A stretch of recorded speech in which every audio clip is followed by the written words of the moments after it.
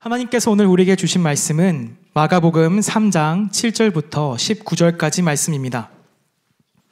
마가복음 3장 7절부터 19절까지 말씀을 저와 한 절씩 번갈아 가며 읽도록 하겠습니다.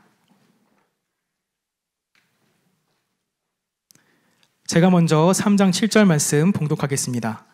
예수께서 제자들과 함께 바다로 물러가시니 갈릴리에서 큰 무리가 따르며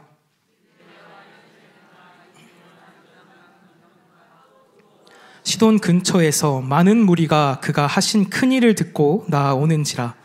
예수께서 무리가 애워싸 미는 것을 피하기 위하여 작은 배를 대기하도록 제자들에게 명하셨으니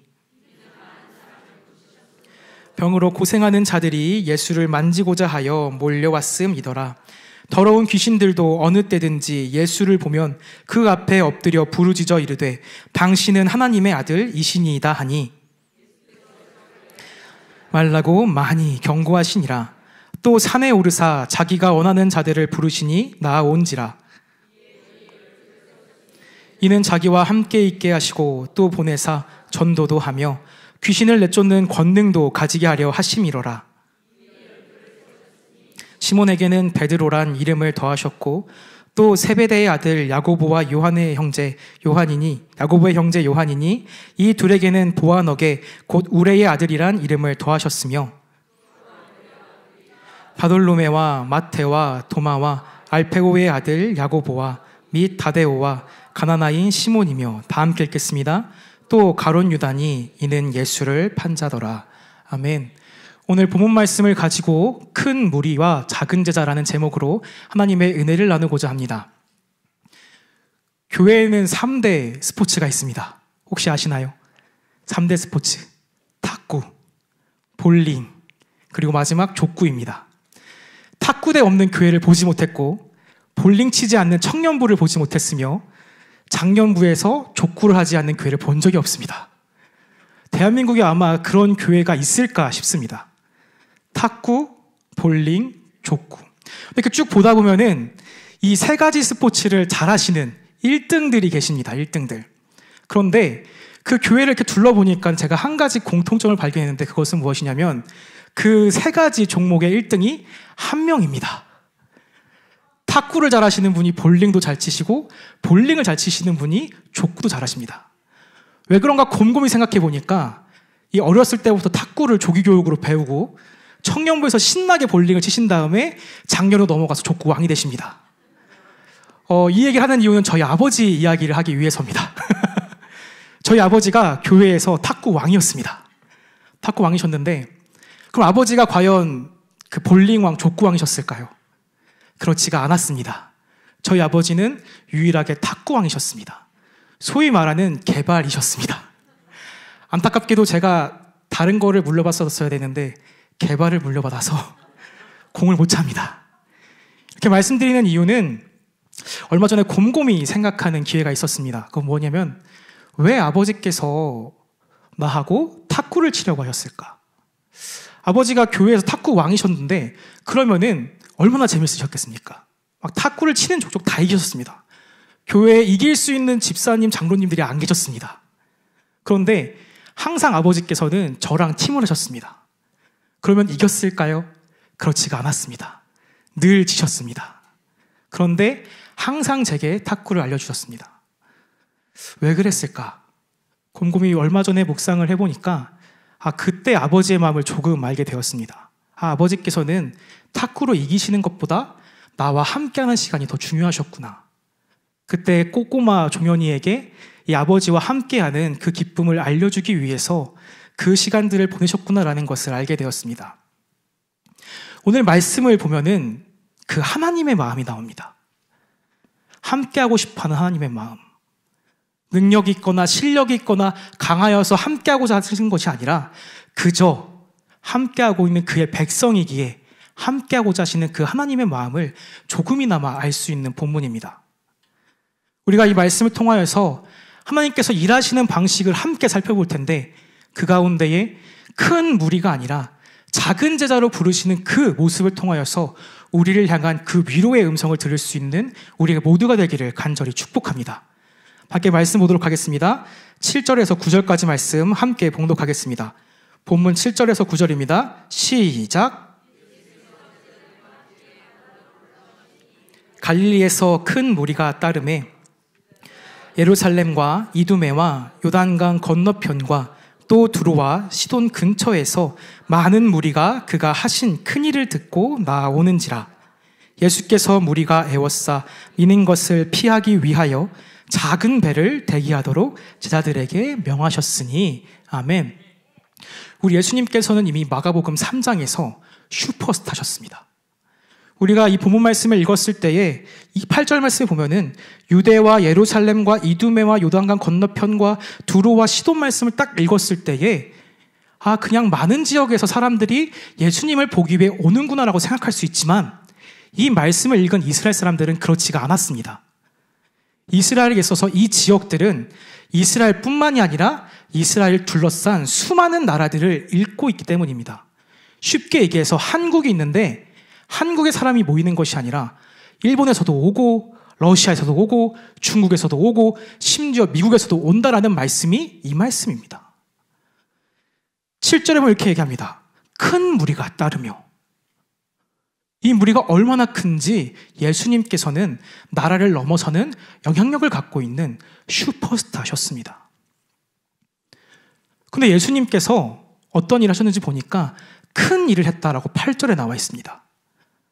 큰 무리가 큰 일 때문에 예수님께 나아왔다.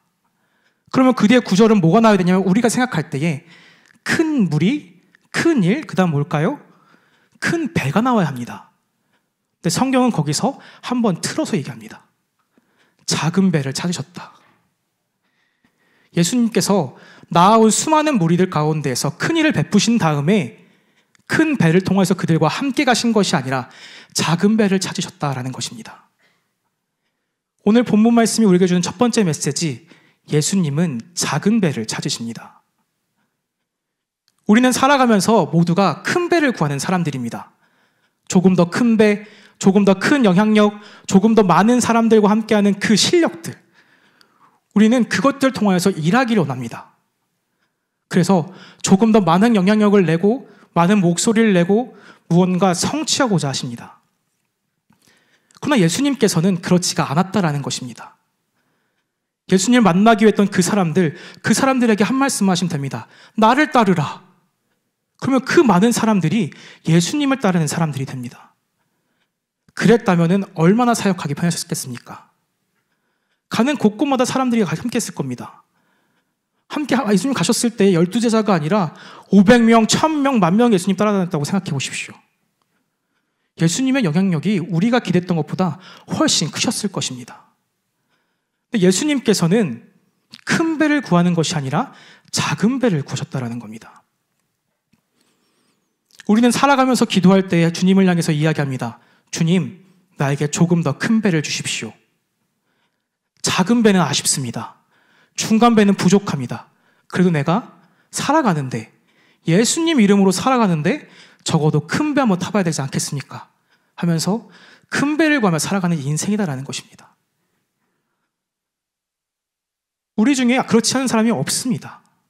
모두가 다 큰 배, 더 편한 배, 나은 배를 구하며 살아갑니다. 조금 더 영향력 있고 싶어 하고, 조금 더 힘이 있고 싶어 하고, 그리고 그 힘을 통해서 무언가 하고 싶어 하고, 그것이 사람이 갖고 있는 본성입니다. 근데 오히려 예수님께서는 말씀하십니다. 큰 배를 찾는 것이 아니라 작은 배를 가져오라. 말씀을 읽어보면 늘 예수님은 이렇게 일하셨습니다.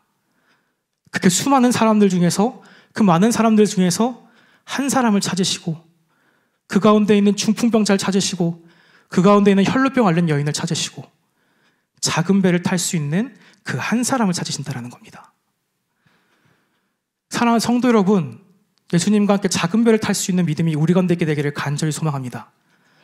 큰 배를 구하며 내가 그 큰 배를 운전하고 살고 싶어하는 마음이 아니라 예수님께서 작은 배를 구해오라는 그 말씀에 주님 알겠습니다라고 구하면서 우리들이 함께 그 배를 탈 수 있는 그 믿음이 우리 가운데 있게 되기를 간절히 축복합니다.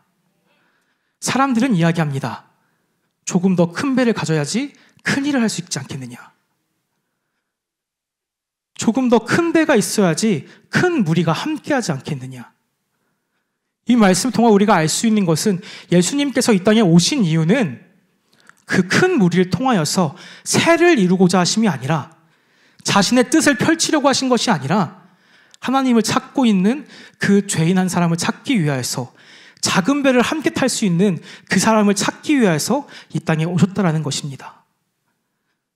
사랑하는 성도 여러분, 때로는 우리가 살아가면서 더 큰 배를 찾고 싶습니다. 그런데 우리 예수님께서 타고 계시는 그 배를 볼 수 있는 그 하나님의 눈이 우리 가운데 있게 되기를 간절히 축복합니다. 그리하여서 내가 타고 있는 그 배를 내려서 우리 주님 계시는 그 작은 배에 올라탈 수 있는 우리 모두가 되기를 간절히 축복합니다. 두 번째 말씀은 예수님께서 잠잠하라 라고 말씀하셨습니다. 우리 다 함께 본문 11절 12절 말씀을 함께 봉독하겠습니다. 11절 12절입니다. 시작.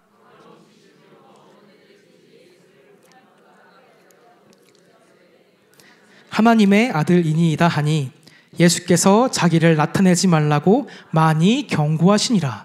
아멘. 오늘 본 말씀이 전하고 있는 방법 두 번째, 하나님이 일하시는 방식 두 번째는 잠잠한 가운데에서, 나타나지 않는 그곳에서 일하신다라는 것입니다.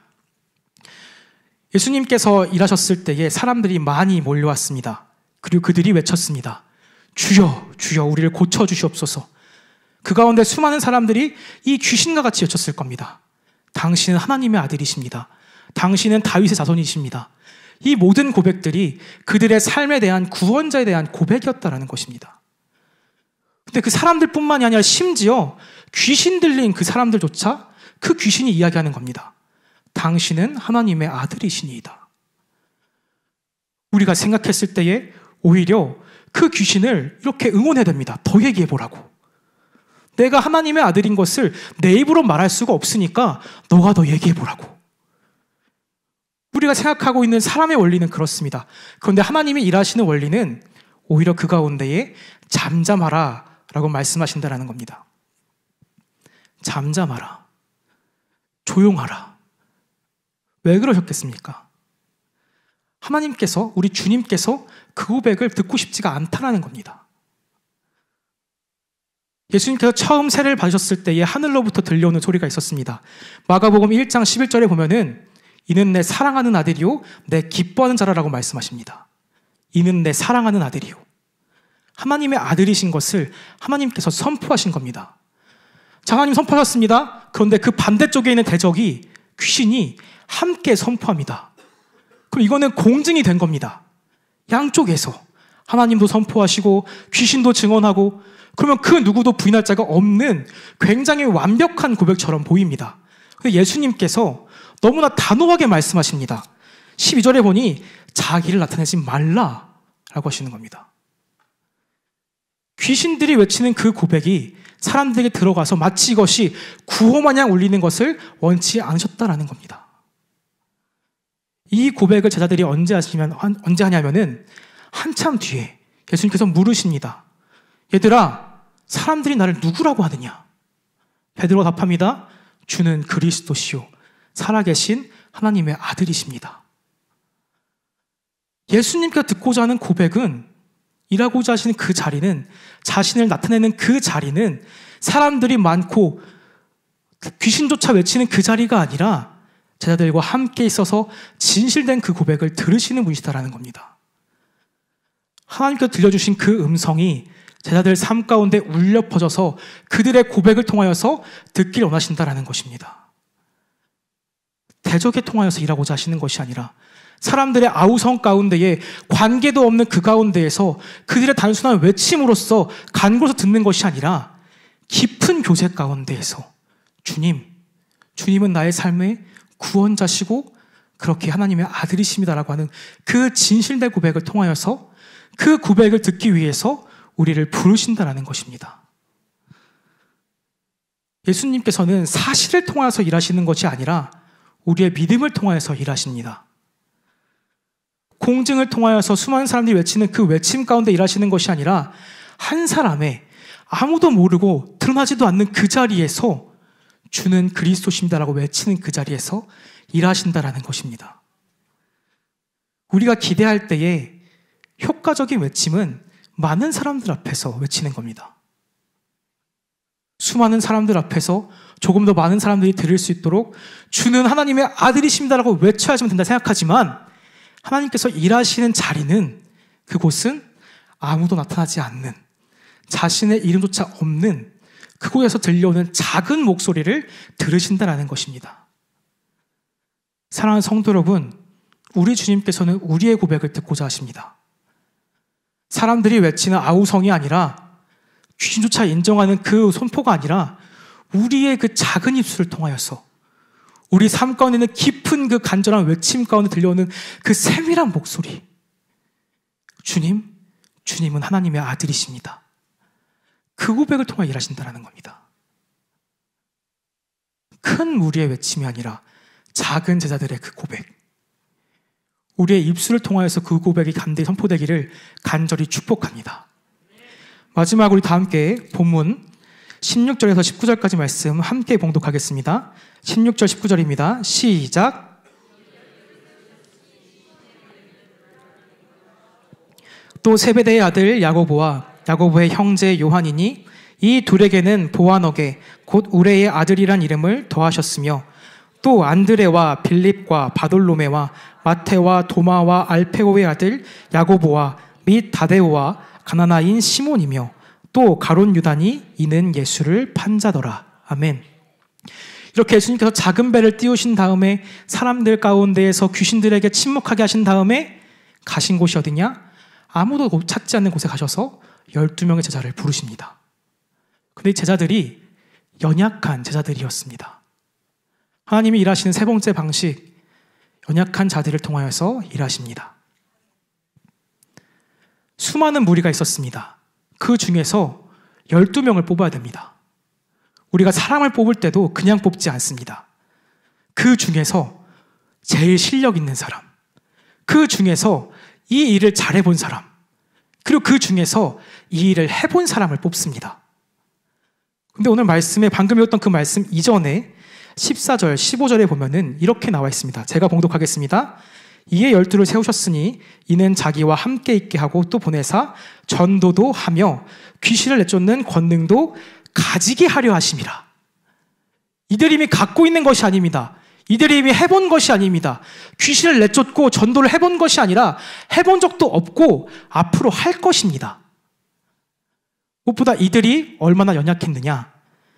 우리가 방금 읽은 이 16절, 시몬에게는 베드로란 이름을 더셨으니, 이 베드로의 뜻은 잘 알고 있는 것처럼 반석입니다. 그런데 베드로가 이 이름을 받았을 때의 반석이었습니까? 아닙니다. 그는 진흙과 같은 사람이었습니다. 세상의 위기와 어려움 앞에서 뭉개졌던 사람입니다. 또 나와 있는 야고보와 요한, 이들 어떻습니까? 이들에게 붙이시니 보아너게 곧 우레의 아들들이었더라. 이것이 막 우레처럼 강인하고 빠르고 이랬던 별명이 아닙니다. 이들의 성질이 얼마나 급한지, 이들이 얼마나 혈기가 많은지 그들을 보며 우레의 아들들이라 부르셨다. 그들 가운데 또 문제가 없었습니까? 우리가 잘 알고 있는 것처럼 마태, 레위였습니다. 이 사람 우리가 잘 알고 있는 것처럼 세리장이었습니다. 소위 말하는 친일파입니다. 뒤에 읽어보면 가나나인이 나옵니다. 이 사람은 독립운동가입니다. 이미 공동체를 봤을 때에 개개인뿐만이 아니라 이들은 사회적으로, 관계적으로 문제아 집단입니다. 그런데 이들을 통한 우리 주님의 계획이 있습니다. 귀신을 내쫓고 이들을 통하여 전도도 하고 하나님의 능력을 펼치려 하심이라. 아멘. 하나님께서 이렇게 부족한 사람을 부르셨다는 겁니다. 이들이 부르셨을 때에 문제가 해결되었습니까? 아닙니다. 여전히 그들 가운데는 과거가 있습니다. 그들 가운데 상처가 있습니다. 그들 가운데 혈기가 있습니다. 예수님 부르시는 그 순간에 이들이 성령을 힘입어갖고 막 능력을 베풀었던 것이 아닙니다. 그런데 그 바닥을 찌고 있는 그 순간에 아무것도 없는 이들 통하여서 우리 주님 계획하고 기도하십니다. 그들을 향한 기대가 있는 것입니다. 사랑하는 성도 여러분, 이것이 우리 주님이 일하시는 방식입니다. 능력 있는 자가 아니라, 힘이 있는 자가 아니라 실력 있고 강하고 배경 있는 자가 아니라 아무것도 없고 아무것도 할 수 없고 연약하여서 주님밖에 붙들 수 없는 그들을 통하여서 우리의 주님 일하신다 말씀하십니다. 우리가 잘 알고 있는 기도원 300용사 보면은 이렇게 나와 있습니다. 하나님께서 300명 뽑으십시오 말씀하십니다. 왜 이들을 줄이는가? 이들이 숫자로 인하여서 자기들이 한 줄 알까 착각하여서 내가 하는 것을 알게 하려 하십니다. 우리 주님 이를 우리 통하여서 역사하십니다. 우리의 연약함을 통하여서 우리의 아픔과 상처를 통하여서 일하십니다. 오히려 그 부족함을 통하여서 우리 주님 일하십니다. 사랑하는 성도 여러분, 그렇기에 우리의 연약함을 온전히 갖고 나올 수 있는 믿음이 우리 가운데 있게 되기를 간절히 축복합니다. 나의 실력을 갖고 나오는 것이 아니라 나의 경험과 나의 자랑을 들고 나오는 것이 아니라 나의 상처와 나의 아픔을 들고 나와야 그 가운데서 역사하십니다. 그리스도인 누굽니까? 우리들의 상처가 상처되는 것이 아니라 우리의 상처를 통하여서 예수 그리스도의 흔적을 드러내는 사람들입니다. 그리스도인 누굽니까? 우리의 눈물을 통하여서 그 눈물에 비춰져 있는 우리 주님을 고백하는 사람들입니다. 사랑하는 성도 여러분, 우리 주님 우리의 연약함을 통해 일하십니다. 그렇게 주님을 향해 우리 모든 것들을 내어드릴 수 있는 우리 모두가 되기를 간절히 축복합니다. 하나님께서 일하시는 방식은 굉장히 역설적입니다. 하나님께서는 큰 무리를 찾으시는 것이 아니라 큰 무리를 구하는 것이 아니라 작은 제자를 찾으십니다.